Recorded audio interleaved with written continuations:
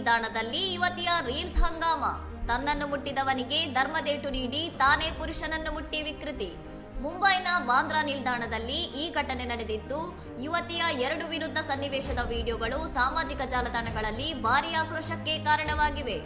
ಮೊದಲ ವಿಡಿಯೋದಲ್ಲಿ ಫೋನ್ನಲ್ಲಿ ಮಾತನಾಡುತ್ತಿದ್ದ ವ್ಯಕ್ತಿ ತನ್ನನ್ನು ಮುಟ್ಟಿದಾನೆಂದು ಆರೋಪಿಸಿ ಯುವತಿ ಆತನ ಮೇಲೆ ಹಲ್ಲೆ ನಡೆಸುತ್ತಾಳೆ.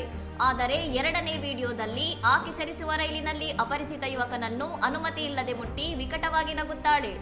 ಯುವತಿಯ ಈ ಇಬ್ಬಗೆಯ ನೀತಿಯನ್ನು ಕಂಡ ನೆಟ್ಟಿಗರು, ಹುಡುಗಿಯರು ಸಾರ್ವಜನಿಕ ಸ್ಥಳದಲ್ಲಿ ಏನು ಬೇಕಾದರೂ ಮಾಡಬಹುದೇ, ಇದು ಕೂಡ ಅನುಚಿತ ವರ್ತನೆ ಅಲ್ಲವೇ ಎಂದು ಪ್ರಶ್ನಿಸುತ್ತಿದ್ದಾರೆ.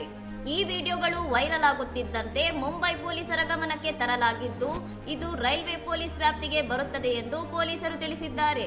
ಸದ್ಯಕ್ಕೆ ಯಾವುದೇ ಅಧಿಕೃತ ದೂರು ದಾಖಲಾಗಿಲ್ಲ.